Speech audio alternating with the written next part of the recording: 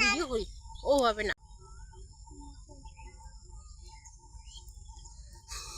Hi everyone, আমরা দেখতে পাচ্ছি একটা দিঘি, অনেক বড় দিঘি। এটা অনেক সুন্দর, কিউট দেখা যাচ্ছে।